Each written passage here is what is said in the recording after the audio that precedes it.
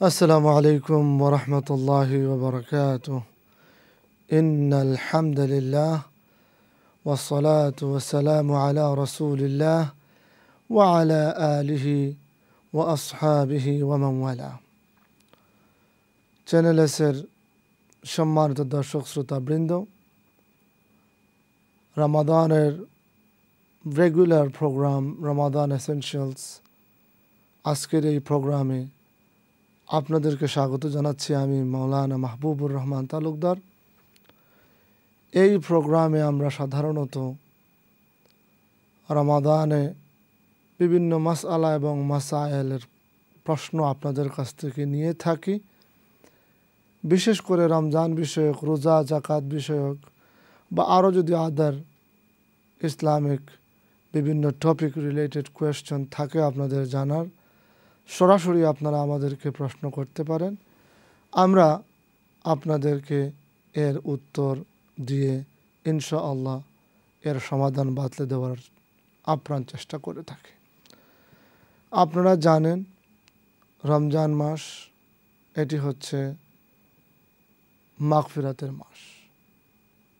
রমজান মাস আমরা যেভাবে 10-10 বন্টন করি, এই বন্টন করাটা দরকার নেই। রমজান মাস পুরাটাই রহমতের মাস, রমজান মাস পুরোটাই মাগফিরাতের মাস, রমজান মাস পুরোটাই নাজাতের মাস। এজন্য রোজা রাখা আমাদেরকে আল্লাহ রাব্বুল আলামিন যে ফরজ করেছেন, এর সঠিক বাস্তবায়ন আমাদের মাধ্যমে করা দরকার। যদি আমরা রোজাকে সঠিকভাবে পালন না করতে পারি, তাহলে আমরা একটা ফরজ ইবাদতে ত্রুটি করে ফেললাম। আর ফরজ হচ্ছে একবারে বেয়ার মিনিমাম, যেটা আমাদেরকে করতেই হয়, সেই ইবাদতগুলোর নাম মাস্ট বি ডান, এগুলো হচ্ছে ফরজ। তো এগুলো জানার ক্ষেত্রে অনেকেরই বিভিন্ন কোয়েশ্চেন থাকতে পারে। আস-সুআলু নিসফুল ইলম, আরবি প্রবাদ বলে যে প্রশ্ন করাটা হচ্ছে জ্ঞানের অর্ধেক। মানে আপনি একটা জিনিস প্রশ্ন করবেন মানে হচ্ছে আপনি জ্ঞানটা অর্জন করার পথে অর্ধেক এগিয়ে গেছেন। আজকের চ্যানেল এসের এই যে রমাদান এসেনশিয়ালের প্রোগ্রাম, এটা হলো আপনাদের প্রশ্নের প্রোগ্রাম। আপনাদের প্রশ্ন আমরা রিসিভ করব এবং এর যথাযথ উত্তর দিতে চেষ্টা করব। রাসূল সাল্লাল্লাহু আলাইহি ওয়াসাল্লাম বলেছেন, মান সামা রমাদান ঈমানান ওয়া ইহতিসাবান গুফিরা লাহু মা তাকদ্দামা মিন যামবিহি। রাসূল সাল্লাল্লাহু আলাইহি ওয়াসাল্লামের হাদিস বুখারী এবং মুসলিমে এসেছে, যে ব্যক্তি রমজানের রোজা রাখবেন ঈমানের সাথে, ইহতিসাবের সাথে, তাকে আল্লাহ রাব্বুল আলামিন সমস্ত গুনাহ খাতা মাফ করে দেবেন। প্রথম প্রশ্ন হলো ইহতিসাব। ঈমান তো বুঝলাম, ইহতিসাবটা কি? ইহতিসাব হচ্ছে আল্লাহর কাছ থেকে রিওয়ার্ড পাওয়ার দৃঢ় আশা, এটার নাম হলো ইহতিসাব। তো অবশ্যই যারা আমরা মুমিন, আমাদের যতগুলো আমল আমরা করি, আমরা অবশ্যই দৃঢ়ভাবে আমরা বিশ্বাস করি যে আমাদের এই আমলের রিওয়ার্ড আমরা আল্লাহর কাছ থেকে পাব। প্রশ্ন নম্বর 2, আমাদের জীবনের সকল গুনাহ খাতা মাফ হয়ে যাবে যদি এরকম কথা হয়, তাহলে যে আলেমরা বলেন বড় বড় গুনাহ তাওবা না করলে মাফ হবে না, এই প্রশ্নের উত্তর কি? আসলে কোরআন এবং হাদিসে যে বলা হয়েছে যে বিগত জীবনের গুনাহ মাফ, কোনো তাওবা ইস্তিগফার ছাড়া সাধারণত ছোট ছোট গুনাহ মাফ হয়ে যায়। যেমন এক হাদিসে রাসূল সাল্লাল্লাহু আলাইহি ওয়াসাল্লাম আমাদেরকে বলেন, আল জুমআতু ইলাল জুমআহ ওয়াস সালাওয়াতুল খামস ওয়া রমাদানু ইলা রমাদান মুকাফফিরাতুম মা বাইনাহুন্না ইযা জতুনিবাতিল কাবায়ের। এই হাদিসে রাসূল বলেন জুমা থেকে জুমা অর্থাৎ এক শুক্রবার থেকে নিয়ে আরেক শুক্রবার নামাজ যে 5 ওয়াক্ত, এক ওয়াক্ত থেকে আরেক ওয়াক্ত পর্যন্ত, এবং এক বছরের রমজান থেকে আরেক বছরের রমজান পর্যন্ত সমস্ত গুনাহ খাতাগুলো মাফ হয়ে যায় যখন বান্দা বড় বড় গুনাহ থেকে বেঁচে থাকে।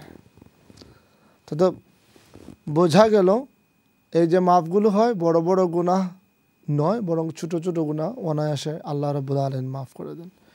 ইতোমধ্যে একজন কলার হাজির হয়েছেন, তার প্রশ্ন নিয়ে আমরা যাচ্ছি কলারের কাছে। আসসালামু আলাইকুম ওয়া রাহমাতুল্লাহ। আসসালামু আলাইকুম ওয়া রাহমাতুল্লাহ। সম্মানিত কলার, কলার কি আপনি লাইনে আছেন? আসসালামু আলাইকুম। ওয়ালাইকুম আসসালাম। ভালো আছেন নি আপনি? জি আছি আলহামদুলিল্লাহ। একটু জোরে মাতলে আমি প্রশ্নটা ভালো করে শুনতাম পারবো। একটু খোকাসান কিতা আপনার প্রশ্ন? বিদেশে তো গরিব নাই, আফ্রিকার গোস কিলা চকলেট বাচ্চা খাওয়া যায় না। আপনার ফয়লা কথাটা কিছু বুঝছি, এই দেশে গরিব নাই অতটুকু বুঝছি, বাকি আর বুঝছি না। আফ্রিকার গোস কিলা বাচ্চা খাওয়া। আমি আসলে সরি, আপনার কথাগুলো আমি বুঝতে পারিনি। আপনি যদি মুখটা ফোনের কাছাকাছি এনে আর একটু জোরে বলতেন আমার জন্য বুঝতে সুবিধা হতো।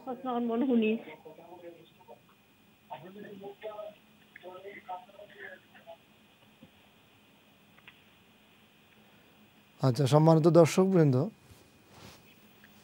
আপনাদের প্রশ্নগুলো আমরা একে একে নেব, কিন্তু আপনারা টিভির ভলিউমটা একবারে মিউট করে ফেলবেন। আমরা যাচ্ছি পরবর্তী প্রশ্নের কাছে। আসসালামু আলাইকুম ওয়া রাহমাতুল্লাহ। হ্যালো কলার, আসসালামু আলাইকুম।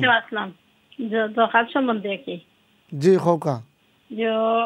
মানে আমি একজনের কাছে পয়সা থইছি, আমার তো আছে, আমি এই পয়সার জকাত আমি দেওয়া লাগবো নি না অন্য যার কাছে আছে হেন দেওয়া লাগবো? হঠাৎ ভালো হইবেন।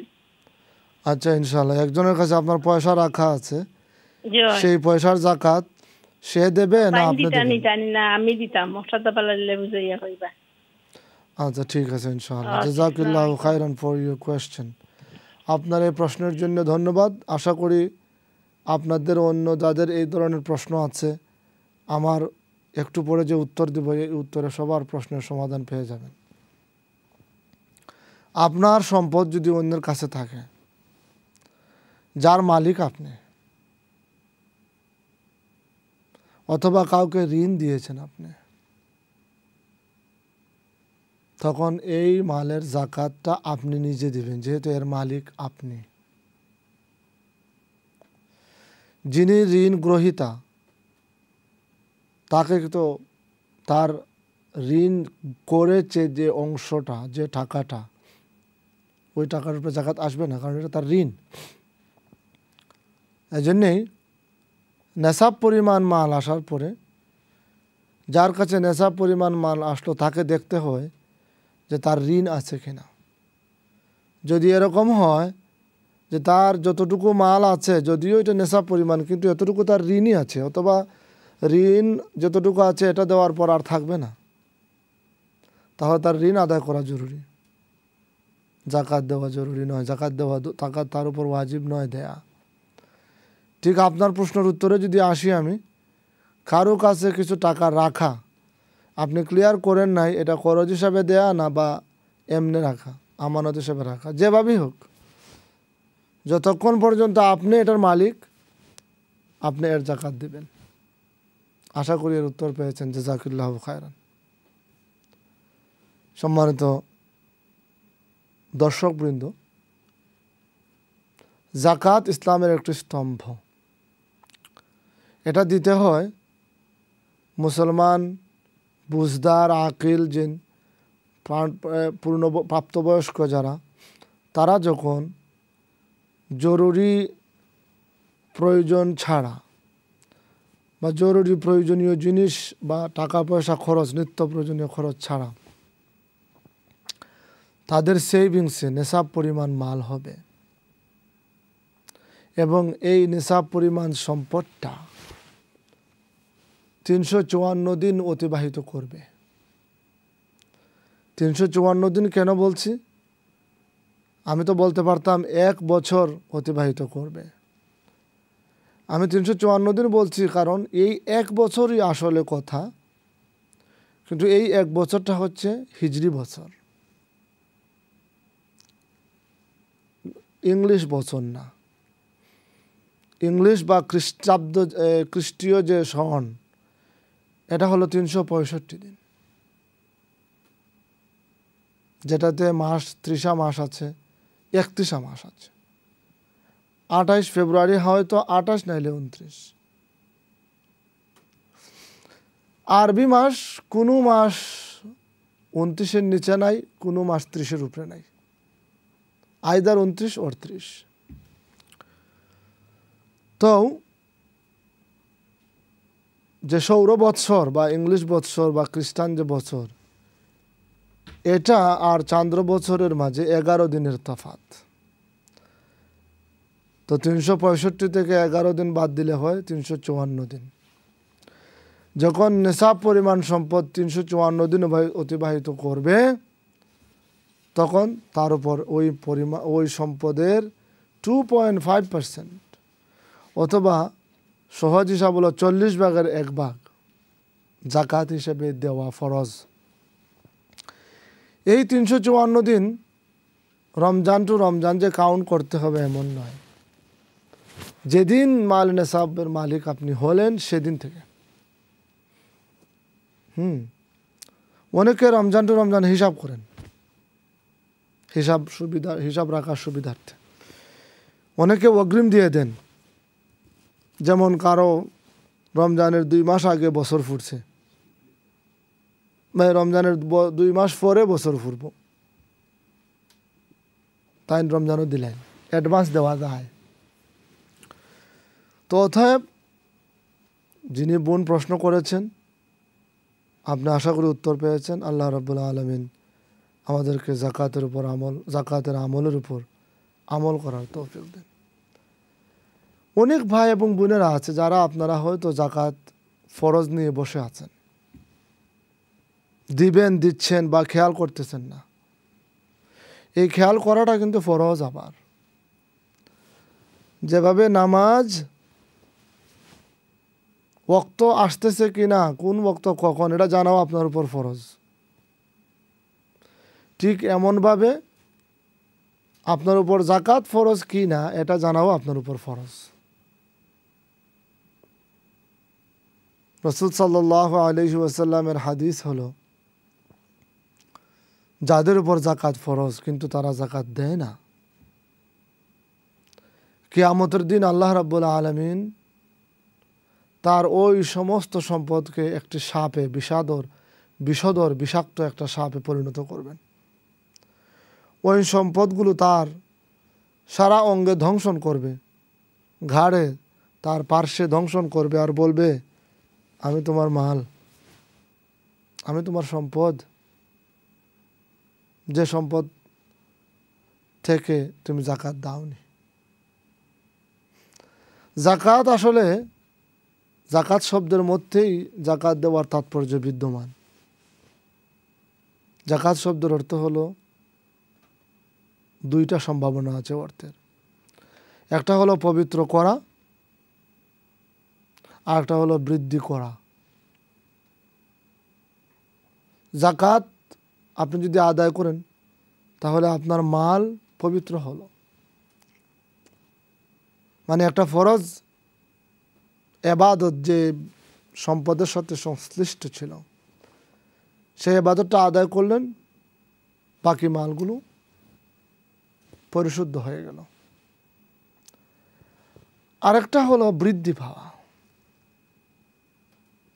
জাকাত দিলে মাল বৃদ্ধি পায়, লিটারেলি ফিজিক্যালি হয়তো পায় না। যে সম্পদ থেকে আমি দিলাম স্বাভাবিকত তো এখান থেকে ওইটা কমবে। এটার অর্থ বৃদ্ধি পাওয়ার 2 ভাবে করা যায়। একটা হলো জাকাত দেওয়া দিয়ে দানটা আমাকে করা হলো, যদিও এটা ফরজ দান, এটা আল্লাহর দরবারে আমল নামায় লিখিত হবে, আমার আমল নামায়, এবং এটা বাড়তে থাকবে। যেভাবে দানের ক্ষেত্রে আমরা দেখি হাদিস শরীফে এসেছে রাসূল সাল্লাল্লাহু আলাইহি ওয়াসাল্লাম দানটাকে রিসিভ করেন একটা প্রাণীর শিশু বাচ্চার মতো, তারপর এটাকে বড় করেন, এই সোয়াবটা বাড়বে। 2 নম্বর হলো বাড়াটা, এটা ফিজিক্যাল বাড়া নয়, বরং অন্য দৃষ্টিকোণ থেকে এটা বাড়া। এটা হলো আল্লাহ রাব্বুল আলামিন আপনার মালের মধ্যে বরকত দান করবেন। যে মাল দিয়ে আপনার আগে হয়তো 100 টাকা দিয়ে যেটা সমাধান করা যেত, এটা এখন আপনি 60 টাকা দিয়ে করতে পারবেন। তাহলে 60 টাকার কোয়ালিটি বেড়ে গেল না? এটাও বৃদ্ধি পাওয়া বলে। তো সম্মানিত দর্শক মণ্ডলী, আমরা আলোচনা করছিলাম এবং কিছু প্রশ্ন আমরা নিয়েছি। ইতিমধ্যে আমরা প্রথম এপিসোড অতিবাহিত করলাম। আমরা একটা ছোট্ট ব্রেকে যাচ্ছি। ইনশাআল্লাহ নেক্সট এপিসোডে আপনাদের সাথে আবারও দেখা হচ্ছে। আসসালামু আলাইকুম ওয়া রাহমাতুল্লাহি ওয়া বারাকাতুহু।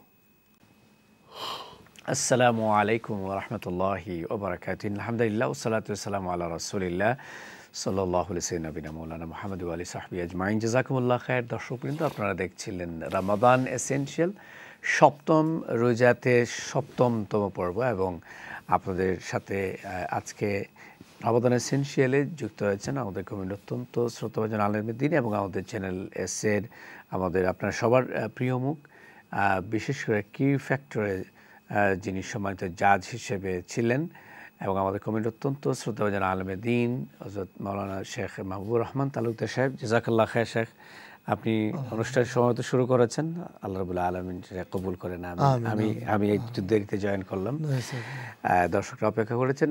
আলহামদুলিল্লাহ, যেহেতু অনেক গুরুত্বপূর্ণ সময় আমরা পার করতেছি রোজা রাখা অবস্থায়, এবং আমি সবসময় এই সময়টাকে আমরা সবাই প্রিফার করি যে রোজা রাখা অবস্থায় যেন আমরা কিছু সাদাকাও করি। তো আপনারা জানেন যে প্রত্যেক দিন সকাল থেকে নিয়ে আপনার বিকেল 5টা পর্যন্ত রামাদান ফ্যামিলি কমিটি বা আরএফসির মাধ্যমে আপনারা আপনাদের যে কোনো সাদাকা দান করেন। তো আজকেও আমাদের ভলান্টিয়ার্সরা আছেন 0208523166, এই নাম্বারে আপনারা ফোন করে যে কোনো ধরনের একটা সাদাকা আপনারা করে ফেলতে পারবেন। যেহেতু রোজাই তো হচ্ছে সবচেয়ে একটা উত্তম ইবাদতের মধ্যে একটা, এর মধ্যে যদি সাদাকা, অবশ্যই তখন আমাদের রোজাটাকে কাঙ্ক্ষিত পর্যায়ে নিয়ে পৌঁছাতে সাহায্য করে। যেহেতু রাসূল সাল্লাল্লাহু আলাইহি ওয়াসাল্লাম বলেছেন যে মান সামা রমাদান ঈমানান ইহতিসাবান গুফিরা লাহু মা তাকদ্দামা মিন যামবি। তো আমি আশা করব ইনশাআল্লাহ আপনাদের যে কোনো ধরনের সাদাকা, মান্যতের অ্যামাউন্ট থাকে যদি, জাকাতের অ্যামাউন্টও দিতে পারবে, কারণ এই বছর যে 27টা আপিল হচ্ছে এগুলোতে কিন্তু আপনাদের দানটা চলে যাবে ইনশাআল্লাহ। তো আমরা যেহেতু শেখ মাওলানা মাহবুবুর রহমান তালুকদার সাহেব আমরা আছেন, তিনি জাকাত নিয়ে আলোচনা করছিলেন। তো ইনশাআল্লাহ আমরা জাকাতের বিষয়টা নিয়ে অনেক সময় আমাদের ভাই বোনদের মধ্যে অনেক খটকা থাকে, বিশেষ করে যারা ইনকামের মধ্যে থাকেন, এমপ্লয়মেন্টের মধ্যে থাকেন, ব্যবসার মধ্যে থাকেন, একটু তাদের এই ব্যাপারে একটু আমরা পরামর্শ আপনার কাছে নেব। তারকে যেহেতু কয়েকজন কলার অলরেডি অপেক্ষা করছেন, আমরা তাদের একটু প্রশ্ন শুনে নেই। কে আছেন আমাদের সাথে এই মুহূর্তে? সর্বপ্রথম আসসালামু আলাইকুম রহমতুল্লাহ। আপনার টেলিভিশনের ভলিউমটা একবারে কমায় দেন আর টেলিফোনে একটু কথা বলেন। আসসালামু আলাইকুম রহমতুল্লাহ। হ্যালো, আসসালামু আলাইকুম। ওয়ালাইকুম আসসালাম রহমতুল্লাহ। জি বোন, ভালো আছেন আপনি? জি ভালো আছি, আপনারা ভালো আছেন? আলহামদুলিল্লাহ, জি আমরাও ভালো আছি। আপনার প্রশ্নটা বলেন প্লিজ।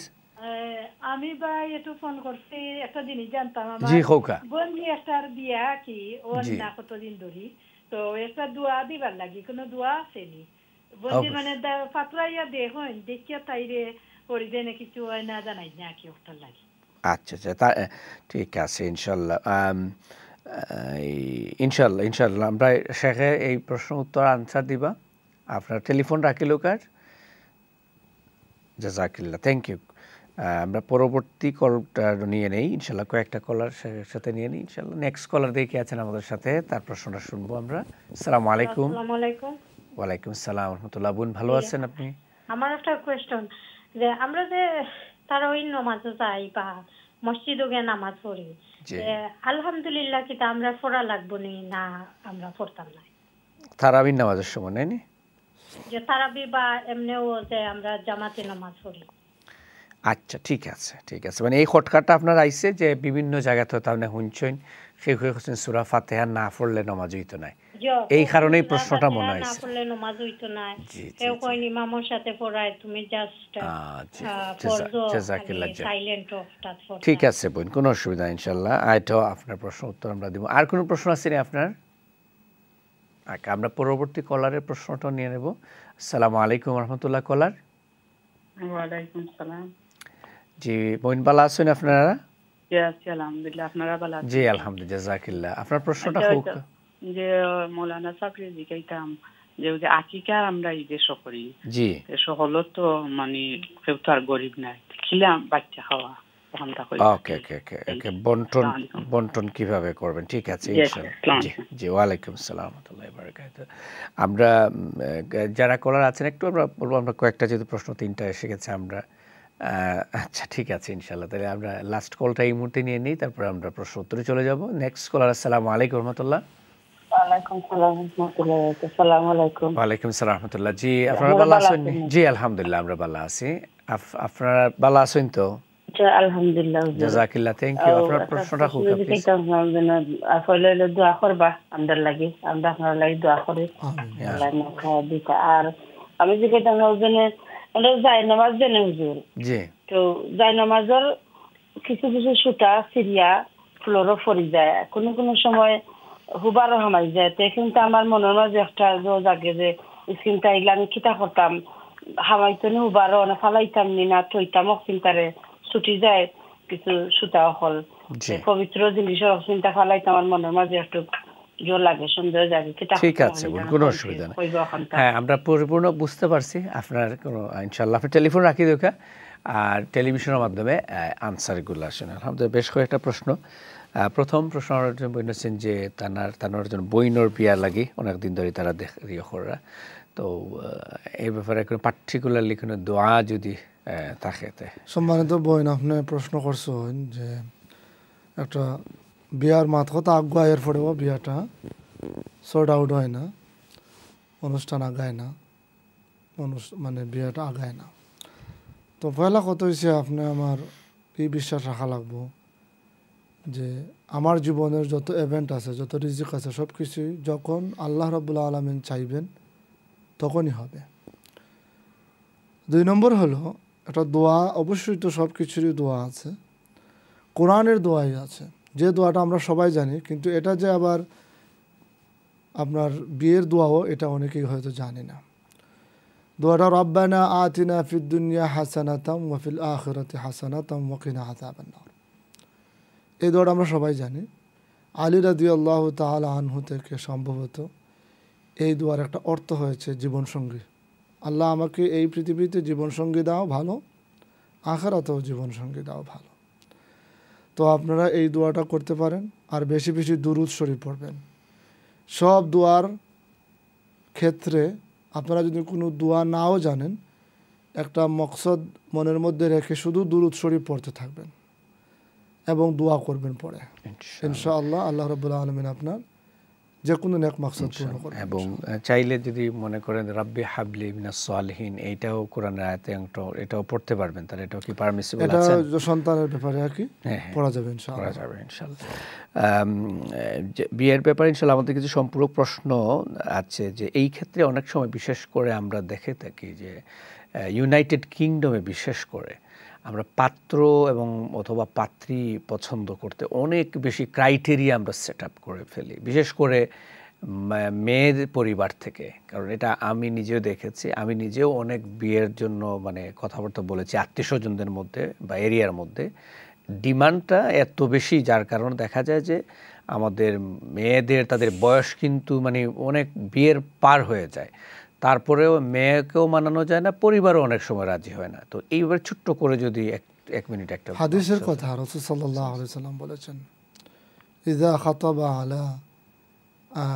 আলাইকুম মিম্মান তারদাউনা আলা দীনহিম, যখন তোমাদের মেয়েদেরকে বিয়ে করার জন্য এমন কেউ প্রপোজ করো যাদের দ্বীনের ব্যাপারে তোমরা সন্তুষ্ট, তাহলে তোমরা তাদেরকে বিয়ে ফাযাউইজুহুম, তাহলে তোমাদের মেয়ে তাদের কাছে বিয়ে দাও। ওয়া ইল্লা তাকুন ফাসাদুন আরিদ, আর যদি এটা না করো তাহলে অনেক বড় ফাসাদ ফিতনা তৈরি হবে। তাহলে আমাদের রসুল বলে দিয়েছেন যে আমরা ক্রাইটেরিয়া যে সেট আপ করবো, এটা মূল ক্রাইটেরিয়া কী হওয়া উচিত? মূল ক্রাইটেরিয়া হচ্ছে দিন, মূল ক্রাইটেরিয়া হচ্ছে তার অ্যাটিটিউড, চিন্তা চেতনা, যে দিনই চিন্তা চেতনা আছে কিনা। তো আমার মনে হয় অন্যান্য ক্রাইটেরিয়া তো আছেই, বংশ, এরপরে লম্বা, তারপরে শিক্ষা, তারপরে জবের বেতনের যে আপনার ফিগার, এতগুলো সবগুলো তো আর করা যাবে না। যারা সাফার করছেন, আমরা ইমাম হিসেবে আমরা বিভিন্ন ফ্যামিলি থেকে অভিযোগ পাই যে মেয়ের বয়স 30 হয়ে গেছে, 32 হয়ে গেছে, এখনও তিনি তার কাঙ্ক্ষিত ছেলে খুঁজে পাননি। এটা কিন্তু একটা সমস্যা দেখা যায়, যেটা মানে দিন এবং তার চরিত্রটা, এটাই মূল প্রাধান্য দিতে হবে। চারিত্রিক যদি বৈশিষ্ট্যটা ভালো থাকে এবং আখলাক যেটা এটা যদি ভালো থাকে, অন্যান্য কিছু যদি একটু কমও থাকে, আমি বলি না যে অন্যান্য একবারে ইগনোর করতে, অন্যান্য যদি আপনার 60%ও থাকে তাহলে আমাদের সবার এগিয়ে যাওয়া উচিত, কারণ 100% কোনো কিছুই পাওয়া যাবে না। এক্ষেত্রে বিশেষ করে ইসলামী শরীয়তের কি কোনো প্রেসক্রিপশন আছে যে মেয়েদের বয়স এত হলেই তাদেরকে বিয়ে দিয়ে দিতেই হবে বা বিয়ের জন্য প্রচেষ্টা করতে হবে? কত বয়সে মোটামুটি এটা চেষ্টা? মেয়েদের বিয়ে দেওয়াটা আসলে ট্র্যাডিশনাল ইসলামিক পরিবেশে বাবার উপর বর্তায়, বাবার অবর্তমানে বড় ভাইয়ের উপর বর্তায়। কিন্তু এই বর্তানোর ব্যাপারটা তো ইউকেতে অনেক সময় প্রযোজ্য হয় না, কারণ দেখা যায় আমাদের পরিবারে মেয়েরা নিজেরাই ডিসাইড করে। আমার অনেক আত্মীয় স্বজনের ব্যাপারে আমি দেখেছি। তো এটা আবার যে আমি 18 মানে করেন 18 নিচে তো আর বিবাহ নিষিদ্ধ এই দেশের আইন অনুযায়ী। তো 18 যখন হয়ে যায়, বাবা মা যদি বিয়ে দিতে চান, তাহলে বোনদেরকে বলবো যে যদি বড় ধরনের কোনো মেজর প্রবলেম না থাকে, আপনাদের বিয়েতে রাজি হয়ে যাওয়াটা ভালো, সব সার্বিক দিক দিয়ে ভালো। বিয়েতে দেরি করাটা ভালো নয়, কারোর জন্য ভালো নয়। আপনারা যারা দেখেন, আমাদের আরও প্রশ্ন আছে, আমি লাস্ট কথা বলি যে বিয়ের আসলে উদ্দেশ্যটা কি? বিয়ের আসলে উদ্দেশ্যটা হচ্ছে আগামী প্রজন্ম তৈরি করা। এটা কিন্তু একটা অন্যতম উদ্দেশ্য। এখন যখন মেয়েদের বয়স বেড়ে যায়, তখন একটা তাদের যে প্রেগনেন্সি, এটা অনেক কমপ্লিকেটেড হয়। যে চিকিৎসা বিজ্ঞান বলে মানে 17, 18 থেকে 25, 30 এর মধ্যে যেসব প্রেগনেন্সি হয়, এগুলা লেস কমপ্লিকেটেড এবং বাচ্চাগুলোও আলহামদুলিল্লাহ সুস্বাস্থ্যবান হয়। তো এটা এদিকেও আমাদের খেয়াল করা দরকার। আর যদি আপনাদের আর্লি বিয়ে হয়ে যায়, একটা কথা ইনফরমালি বলছি, বাচ্চারা যদি আলহামদুলিল্লাহ আগে হয়ে যায়, পরবর্তীতে অনেকেই অনেক কিছু করতেছেন, জব করতেছেন, টিচিং করতেছেন, একদিকে বাচ্চারা 16-17 বছর হয়ে গেছে, একবারে ছোটো বাচ্চা আপনার 10 বছর 12 বছর, এরপরে আপনি সন্তান যদি না নিতে চান, আপনার তো বয়স তখন হবে 35, টিচিং করেন, ফুল টাইম ক্যারিয়ার করেন ইনশাআল্লাহ। আলহামদুলিল্লাহ, জাযাকাল্লাহ খাইর শেখ। ইনশাআল্লাহ, যেহেতু এটা একটা লম্বা চ্যাপ্টার, আমরা যে কিছু সম্পূর্ণ প্রশ্ন করি, আমাদের একজন বোন প্রশ্ন করেছিলেন যে কিছু কিছু জায়গায় তিনি শুনেছেন যে সূরা ফাতিহা না পড়লেই নামাজ হবে না। তো এই ক্ষেত্রে তিনি জানতে যে আসলে যে কোনো নামাজে ইমাম সাহেব পড়তে গেলে কি করবেন, উনি মানে কি করলে মানে নামাজটা হবে, মানে যেহেতু এটা কনসার্নের ব্যাপার হয়ে গেছে। সম্মানিত বোন, আপনি প্রশ্ন করেছেন যে ইমামের পিছনে আমি যখন নামাজ পড়বো তখন আমি সূরা ফাতিহা পড়বো কি না, এটাই তো মনে হয় সহজ প্রশ্ন। তো এখানে একটা ডিবেট আছে, যারা স্কলার, যাদেরকে আমরা ফলো করি, যাদের উপর আমরা নির্ভর করি, তাদের মধ্যেই যে স্কলারদের আমরা ফলো করি, তাদের নাম দিয়েছেন যে আহনাফ, অর্থাৎ তারা একটা স্কুল অফ থটের ফলো করেন, এবং এটা কিন্তু তারা নিজেরা বানান নাই, তারা সাহাবীদের থেকে এটা পেয়ে এরপর এটা বিভিন্ন রুল সেট করে এটাকে একটা ফর্মুলেট করেছেন, নিয়ম তৈরি করেছেন সাহাবাদের আমল এবং রসুলের হাদিস থেকে। আরও একদল আছেন যারা বলেন না, ইমামের পিছনে পড়ুন আর একা পড়ুন, আপনাকে সূরা ফাতিহা পড়তেই হবে। দুই পক্ষেই দলিল আছে। প্রথম কথা হলো সূরা ফাতিহা পড়তে হবে, এর দলিল কি? রাসূল সাল্লাল্লাহু আলাইহি ওয়াসাল্লাম বলেছেন লা সলাতা ইল্লা বিফাতিহাতিল কিতাব, যে বা ফাতিহাতুল কিতাব অর্থাৎ সূরা ফাতিহা ছাড়া কোনো নামাজই হবে না। তাতে বোঝা গেল সবারই পড়তে হবে। এখন আমরা যাদেরকে ফলো করি তারা বলেন যে না, ইমামের পিছনে আপনার কোনো কিছুই পড়া জায়েজ হবে না। তারা বরং এক কাটি এগিয়ে বলেন যে কোনো কিছু পড়বেন না আপনি। কেন? এক হাদিসে রাসূল সাল্লাল্লাহু আলাইহি ওয়াসাল্লাম বলেন মান কানা লাহু ইমামুন ফাকিরাআতুল ইমামি কিরাআতুল লাহু, যার ইমাম থাকবেন ইমামের পড়াটাই তার পড়া বলে গণ্য হবে। তাহলে এই হাদিসের উপর যদি আমরা আমল করি যে ইমাম সাহেব তিনি তো পড়বেনই, এখন তার পড়াটা যখন আমারও পড়া হিসেবে কাউন্ট হবে, তখন আমারও কিন্তু সূরা ফাতিহা পড়া হচ্ছে। এর পক্ষে আরও হাদিস আছে। একদিন রাসূল সাল্লাল্লাহু আলাইহি সাল্লাম নামাজের পরে বললেন যে কে আমার পিছনে তোমরা কেরাত পড়েছো, আমার তো অনেক ডিস্টার্ব হচ্ছিল, অথচ এটা কিন্তু আস্তে আস্তে পড়া হচ্ছিল। তো যারা পড়েন পড়তে হবে ওনারাও হাদিস থেকে দলিল দেন, যারা বলেন পড়তে হবে না, পড়া ঠিক নয়, ওনারাও হাদিস থেকে দলিল দেন। এখন আপনি আমি কি করব? এটা পুরা উম্মত, আমরা জানি 4টা মাযহাব আছে, ফিকহি মাযহাব এবং আরও অনেক ছোটোখাটো মানে মাযহাব, যারা নির্ভরযোগ্য মাযহাব আছে। মাযহাব মানে পন্থা। আমরা যাদেরকে ফলো করি, আমাদের বেশিরভাগ সাবকন্টিনেন্টাল মুসলিম যা, আমরা হানাফি মাযহাবকে ফলো করি। আপনি যদি ফলো করেন কোনো প্রবলেম না, কেউ যদি বলে কোনো প্রবলেম হবে সে আসলে ভুল বলতেছে। আপনি যদি ওই আলেমদেরকে ফলো করেন এটাও ঠিক আছে। তো আমি বলবো আপনি কনসিস্টেন্টলি একই উলামাদেরকে ফলো করবেন। আল্লাহ আমাদেরকে বোঝার তৌফিক দান করুন। আমাদের কোনো কলার আছেন, তাইলে আমরা একটা প্রশ্ন কি নিয়ে নেব বিরতিতে যাওয়ার আগে। আচ্ছা, আমাদের আরেকজন পুরো প্রশ্ন ছিল যে আকিকাটা বন্টন করার পদ্ধতি, যেহেতু ওনারা যেহেতু জানেন যে গরিবদেরকে একটা অংশ খাওয়াতে হবে, তো যেহেতু এখানে তো গরিব পাওয়া যায় না, তাহলে কি করতে হবে? তাইলে তো একটা মনের আফসোস থেকে গেল যে আসলে আকিকার অংশটা কোনো গরিব মানুষকে দেওয়া গেল না। তো এখানে উনি জানতে চেয়েছেন যে কীরকম কাকে কিভাবে বন্টন করবেন। আকিকা গরিব মানুষকে দিতে হবে এমন নয়, এটা একটা অনুষ্ঠান, আত্মীয় স্বজনকে দিতে হয়, আত্মীয় স্বজনকে দাওয়াত দিয়ে খাওয়ানো যায়, এবং গরিব মানুষকে খাওয়ালে তো আরও ভালো। গরিব মানুষকেই দিতে হবে আকিকা, এটার কোনো বিধান নেই। আপনার মাংস, আপনার ছেলে যদি হয় 2টা দুম্বা, 2টা কি বলে শিপ, আর মেয়ে যদি হলে একটা শিপ, আপনি জবাই করে মাংস ঘরে ঘরে দিতে পারেন, অথবা আপনার ঘরে দাওয়াত করে সবাইকে একসাথে দাওয়াত খেতে পারেন ইনশাআল্লাহ। কুরবানির মতো এক্স্যাক্টলি এরকম এটা। এবং আমার মনে হয় যে এটা একটা গুরুত্বপূর্ণ বিষয় যে ইসলামের মধ্যে আনুষ্ঠানিকভাবে, ধর্মীয়ভাবে এটা হচ্ছে প্রথম একটা অনুষ্ঠান যেভাবে এটা সেলিব্রেট করার জন্য কিন্তু আমাদেরকে কিন্তু আদেশ করা হয়েছে যে কোরবানি করা। সুন্দর একটা পয়েন্ট। হ্যাঁ, যেটা মনে করেন আমরা প্রত্যেক বছর আমাদের সন্তানের জন্মদিন করি, আসলে তো এটা তো ইসলাম ধর্মের মধ্যেই আছে, এটাই তো জন্মদিনের উৎসব, যা আকিকা করে সবাইকে দাওয়াত দেওয়া। আমাদের আরেকজন বোন বলছেন যেহেতু ওই জায়নামাজ যে জায়নামাজ পড়ে সুতা ছিঁড়ে যায়, অনেক সময় হুবারের ভিতরে ঢুকে যায়, বা এগুলো কি করবেন? একটা যেহেতু পবিত্র জিনিস তিনি খুব এর মধ্যে আছে। জি, আমি বুঝতে পারছি। আসলে আমাদের অনেক এই জায়নামাজ তো জায়গা পবিত্র, এটা তো একটা কাপড়, কাপড়ের টুকরো। এটা যদি নষ্ট হয়ে যায়, তো নষ্ট জিনিস যেখানে ফেলবেন সেখানে ফেলে দিলে চলবে। এখানে মনে করেন আপনি, এটা তো এই জায়নামাজ ইটসেলফ কোনো পবিত্র জিনিস না, এটা পাক জিনিস। এখানে আপনি, এটা কোরআন শরীফের মতো এত কোনো পবিত্র জিনিস না যে এটা আমি সাজদা দিয়েছি এই জন্য এই জিনিসটা পবিত্র হয়ে গেছে। নো, আপনি এভাবে চিন্তা করবেন না, এটা একটু অ্যাডভান্স বা টু মাচ চিন্তা হয়ে গেল। এটা যদি সুতা ছিঁড়ে যায়, ছিঁড়া জিনিস যেখানে ফেলবেন সেখানে ফেলবেন। হ্যাঁ, এটা ধুইতে হলে আমরা কি, এইটা যখন এত পবিত্র, তা আপনি কীভাবে ধুবেন? হ্যাঁ, আপনি ওয়াশিং মেশিনেতে দিয়ে ধুবেন, অন্যান্য কাপড়ের সাথেই ধুবেন।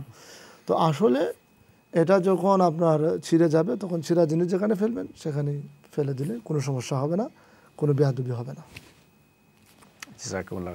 আশা করি আমাদের এই বোন কিন্তু প্রশ্নটা উত্তরটা পেয়েছেন। জাযাকুমুল্লাহ। দর্শক বিন্দু, আপনারা দেখছেন রামাদান এসেনশিয়াল 7ম রোজার আজকের এই পর্ব।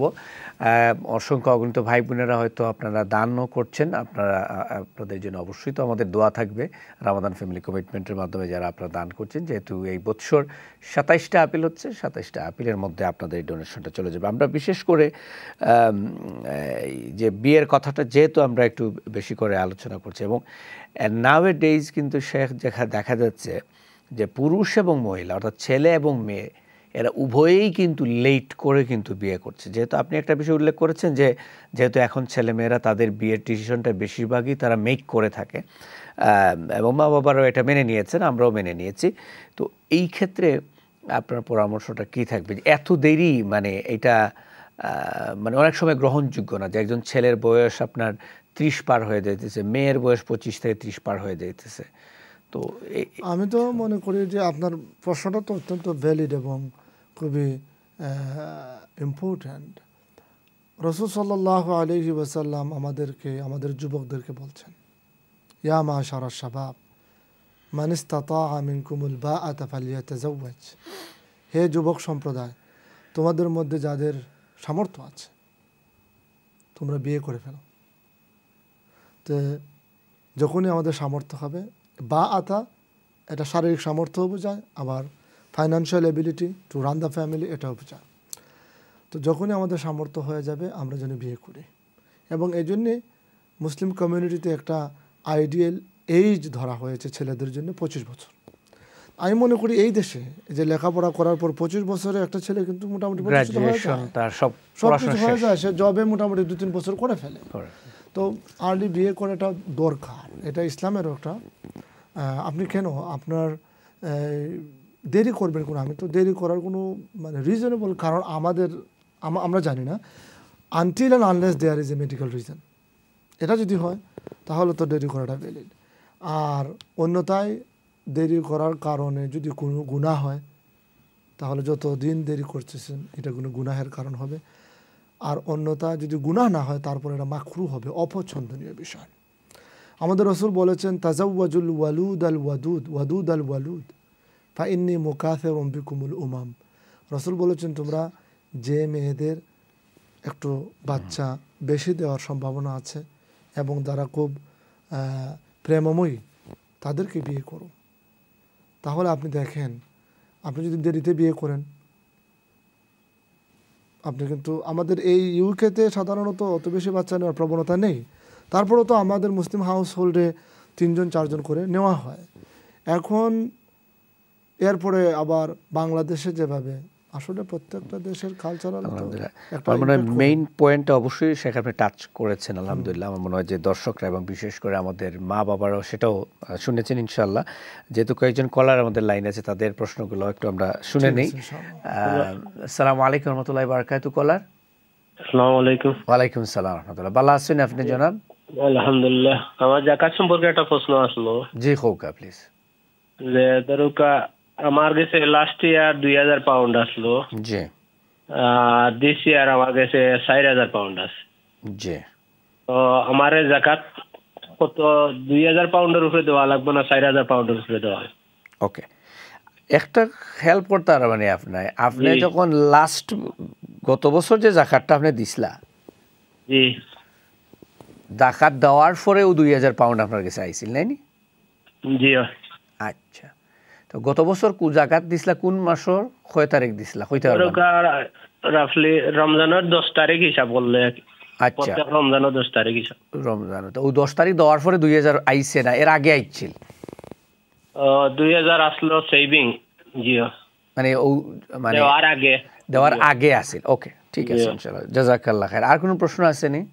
জি না, জাযাকাল্লাহ, থ্যাংক ইউ। আপনি টেলিফোন রাখিল কা ইনশাআল্লাহ টেলিভিশনের মাধ্যমে আওয়াজে ওটা আমরা পরবর্তী কলার কাছে যাই দেখে আছেন। আচ্ছা, জাযাকাল্লাহ, খুবই ইম্পর্টেন্ট প্রশ্ন।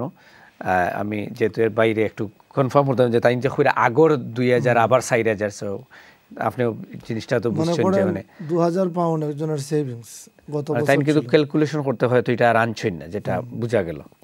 ধরুন একটা এস্টিমেটেড একটা অ্যামাউন্ট হয়েছে না, রাফ একটা অ্যামাউন্ট, অথবা ও 2000 উপরে তাই জাকাত দিছেন এবং সেভিং হিসেবে রাখি দিছেন।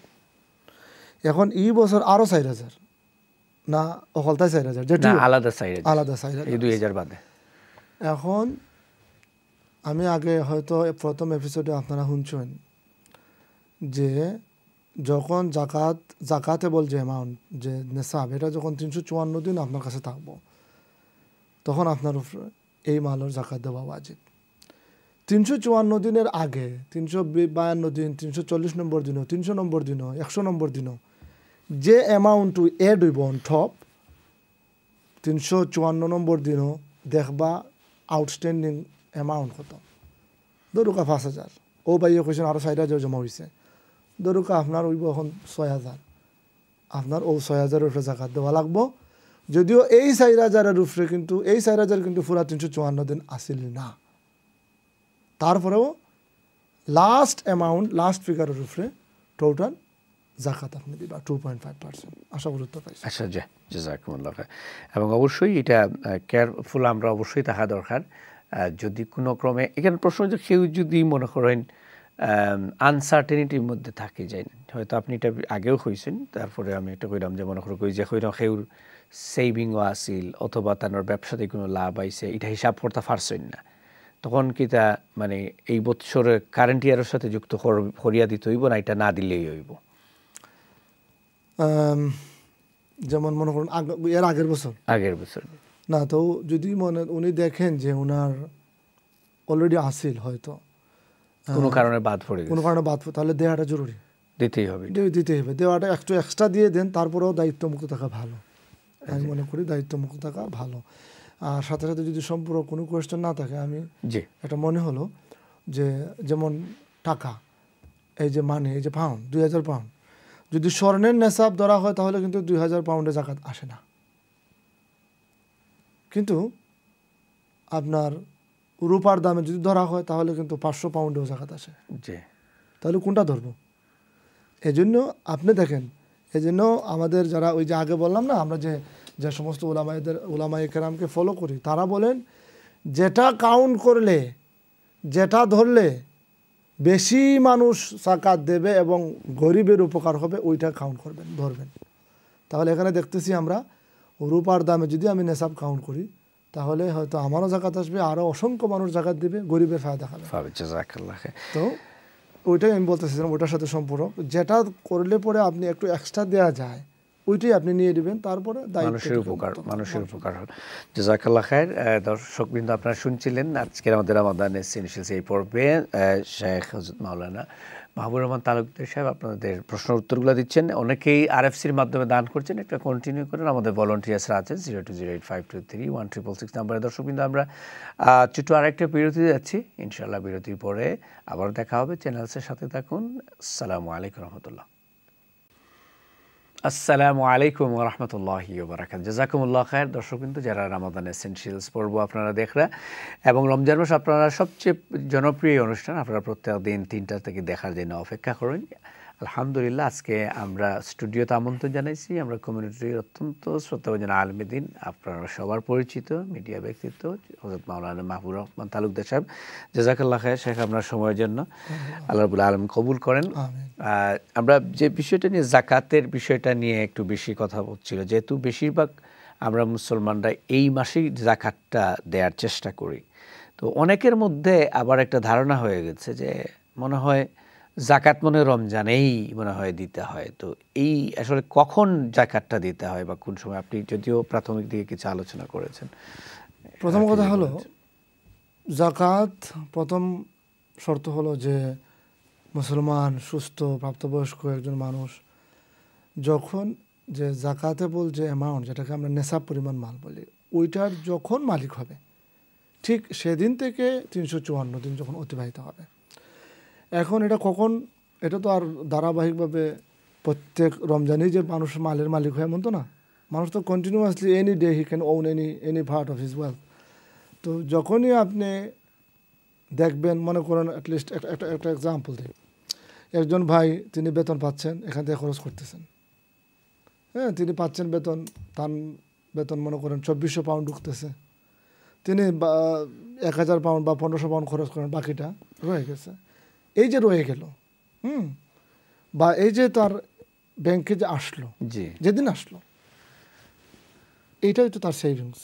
যদি মনে করেন এই দিনটা তার আর কোনো নেসেসারি কি নাই, তাহলে সেদিন থেকে তার 354 দিন কাউন্ট করতে ফেলতে হবে, লিখে রাখতে হবে।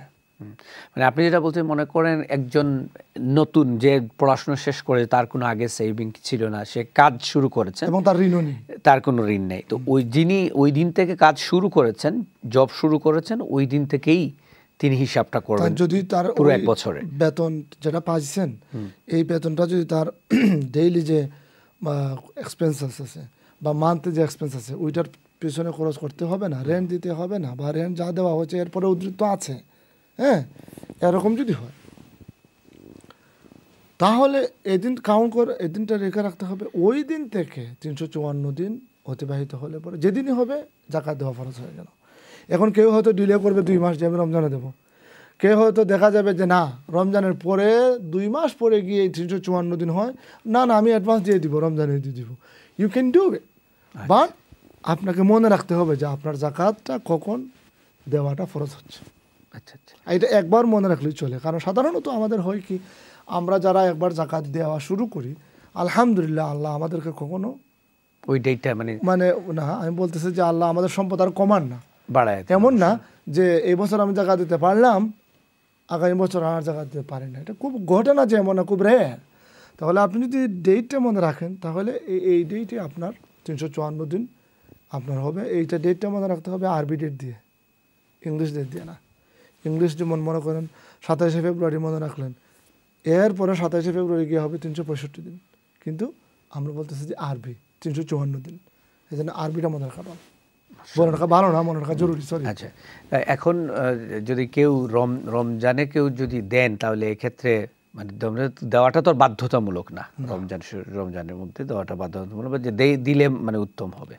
দিলে উত্তম বলতে মানে কি, প্রথম কথা হলো রমজানে মানুষ বা বিভিন্ন চ্যারিটি আপিলগুলো আপনাদের কাছে আসে, তখন হয়তো ওয়াইড একটা বেনিফিট করা যাবে। আপনি জাকাত দেবেন, এই জাকাতে যতটুকু যদি দেখেন যে ওই খাতে দিলে বেনিফিটটা বেশি হয়, তাহলে আমি আশা করতে পারি যে আমার দানের সওয়াবটাও বেশি হবে। যেহেতু এখন সব ধরনের আপিলগুলো ময়দানে আসছে, আপনি রমজানে যদি দেন, আমি মনে করি যেহেতু এটা ফরজ ইবাদত, রমজানের জন্য তো এই ফরজ দানটার কারণে তো আলাদা বা মানে সওয়াবের কথা লেখা নাই, কিন্তু প্রত্যেকটা সওয়াবই কিন্তু এক্সট্রা পাওয়া যায় একমাত্র আল্লাহর উপর যদি নিয়ত থাকে এবং এখলাসের উপর। যেমন আপনি অবশ্যই জানেন হিয়া ভাই, আল্লাহ রাব্বুল আলামিন যে বলেছেন 1/700 মাসালুল্লাযিনা ইউনফিকুনা আমওয়ালাহুম ফি সাবিলিল্লাহ, যে একটা যখন দান করা হয় তখন 700টা পাওয়া যায়। এরপরে কি বলছেন, ওয়াল্লাহু ইউদাইফু লিমান ইয়াশা, আল্লাহ বাড়িয়ে দেন যার ব্যাপারে তিনি চান। অবশ্যই। তো এই চাওয়াটা কিসের উপর নির্ভর করে? আপনার এখলাস, আপনার সিনসিয়ারিটি, আপনার সিচুয়েশন সবগুলোর উপর। তো এই জন্য আমরা আশা করতে পারি রমজানে দান করলে আমাদের দানের সওয়াবটা বেশি হবে, কিন্তু রমজানেই দিতে হবে এমন কোনো বাধ্যকতা নাই। জাযাকাল্লাহ খাইর। আমরা এই বিষয়টা অবশ্যই আমাদের দর্শকরা একদম ক্লিয়ার হয়েছে। আমাদের কাছে কিছু প্রশ্ন আসে, বিশেষ রোজার সময়, যে কিছু ভাই বোনেরা মনে করেন মানে তারা দিনের বেলা তেমন একটা মানে সুন্নাহ শাওয়ার যেটা এটা করতে চান না, যে যদি মানে রোজাটা হয়তো মাকরু হয়ে যাবে বা নরম হয়ে যাবে, মানে একটু উইক হয়ে যাবে। তো এই ব্যাপারে মানে যদি একটু মানে দিনের বেলা যদি কেউ শাওয়ার করেন অথবা আতর সুগন্ধি মাখেন, এইগুলা থেকে অনেকে বিরত থাকতে চান, তো এটা কতটুকু শরীয়ত সম্মত? বা প্রথম কথা হলো আমাদের 3টা জিনিস থেকে বিরত থাকতে হবে। একটা হলো খাওয়া, একটা হলো পান করা, আর একটা হলো স্বামী স্ত্রীর মধ্যে যে সম্পর্ক, ঘনিষ্ঠতা। এর বাইরে গুনাহ থেকে তো সব আমরা বেঁচে থাকবই। এখন আপনি যে বলছেন যে গোসল করা, যদি আপনার ডেইলি রুটিন থাকে গোসল করা, তাহলে রমজানের মানে দুর্বলতা চলে আসবে। আমরা সিলেটি ভাষা বলে হালাক হয়ে যাব, কি বলেন, এটার কোনো কারণ নেই, এরকম চিন্তা করার কোনো কারণ নেই। আপনি রেগুলার যেটা করতে পারেন, যে সময় আপনার দরকার করতে পারেন।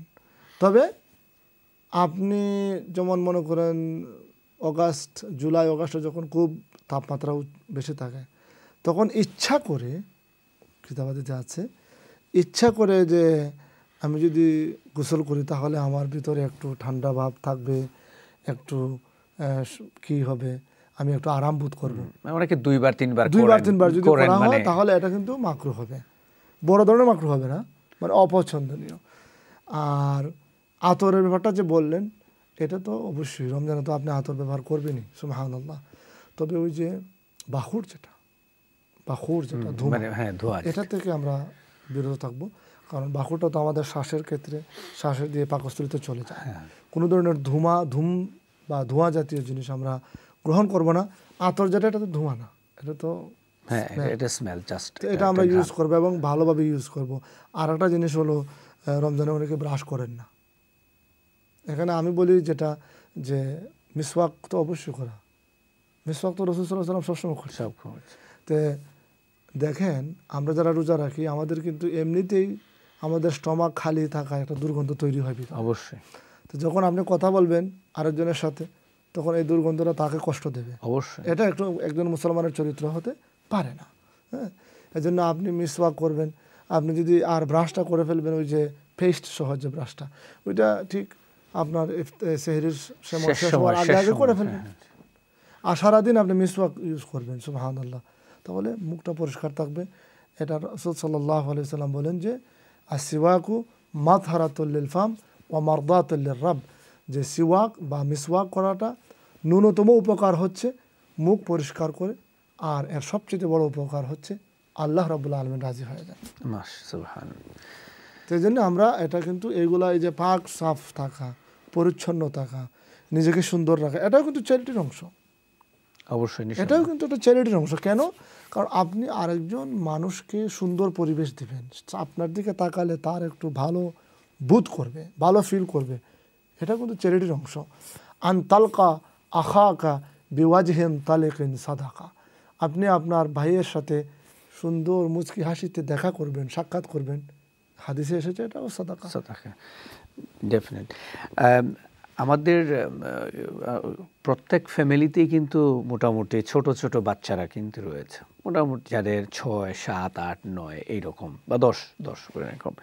তো তাদেরকেও আমরা আসলে কিভাবে এই রোজা রাখার দিকে আমরা উৎসাহ দিতে পারি, বা তাদেরকে আমরা এনকারেজ দেওয়ার জন্য কয়টা রোজা রাখতে পারে বা কিভাবে রাখতে পারে, সে ব্যাপারে যদি আমাদের ইসলামের কোনো নিয়ম। একজন কলারও আছেন, তার আমরা প্রশ্নটাও একটু নিয়ে নিই একসাথে আমরা। আসসালামু আলাইকুম রহমতুল্লাহি ওয়া বারাকাতুহু। কলার, আসসালামু আলাইকুম। ওয়ালাইকুম। জি, ভালো আছেন আপনি?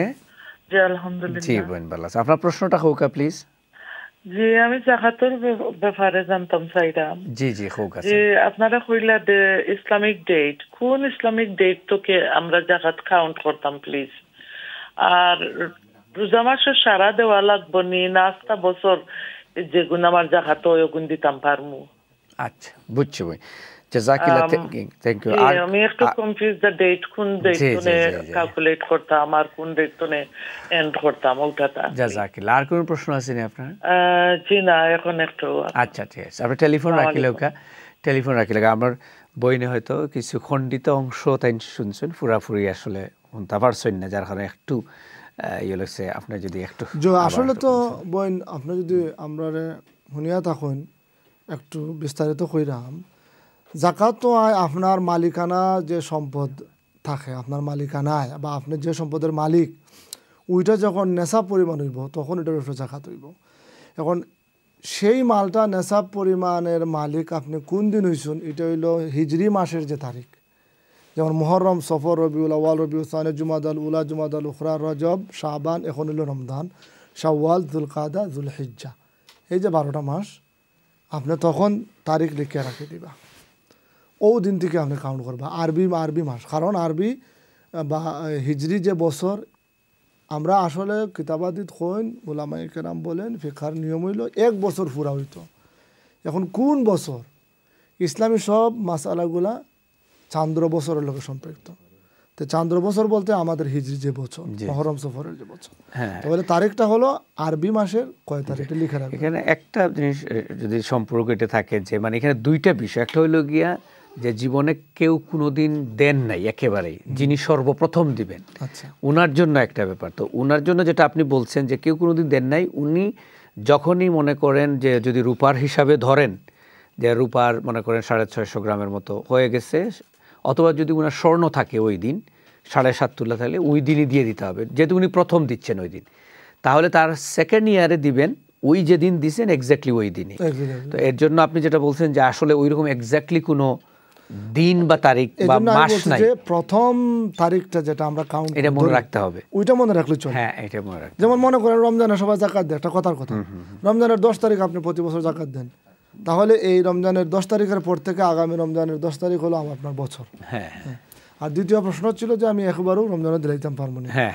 পয়লা কত হইলো আপনি ও তারিখে আপনার জাকাত কত হয় আপনি হিসাব করিয়া রাখি দিতা, যে তারিখ আপনার বছর ফুরে, রমজানের 10 তারিখ হোক, মুহররমের 5 তারিখ হোক, যুলহিজ্জার 3 তারিখ হোক, একটা তারিখ যেটা হইব, কত টাকা আয় আপনি যদি আরো ভালো হয় যদি আপনি নিয়ত করিয়া টাকাটা পাউন্ডটা আলাদা করে এখন আপনি এখন দেউকা বা সারা বছর দেউকা যে কোনো সময় আপনি দিতা তো বেস্ট হলো তাড়াতাড়ি দিলে নিজের দায়িত্বে না রাখা।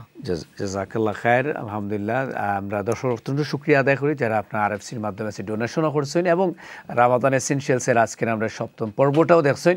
যেহেতু আমরা অনুষ্ঠানে একদম শেষ দিকে আমরা আছি, যেহেতু আমরা সময় নাই, ইনশাআল্লাহ আপনারা অসংখ্য শুকরিয়া আদায় করি। অনেক ব্যস্ততার মধ্যে আজকে আমরা দর্শকদের সময় দিচ্ছি। দর্শকরা আপনারাও শুকরিয়া আদায় করি, আপনারা দেখছেন এবং বিভিন্ন প্রশ্ন উত্তর হচ্ছেন না। আল্লাহ রাব্বুল আলামিন আমরা এই সময়টুকু কবুল করুক। আগামী পর্ব আমাদের রামাদান এসেনশিয়াল দেখার আমন্ত্রণ জানাই আমরা আজকে শেষ করলাম। সুবহানাকা আল্লাহুম্মা বিহামদিক আশহাদু আল্লা ইলাহা ইল্লা আনতা আস্তাগফিরুকা ওয়া আতুবু ইলাইক। আসসালামু আলাইকুম ওয়া রাহমাতুল্লাহি ওয়া বারাকাতুহু।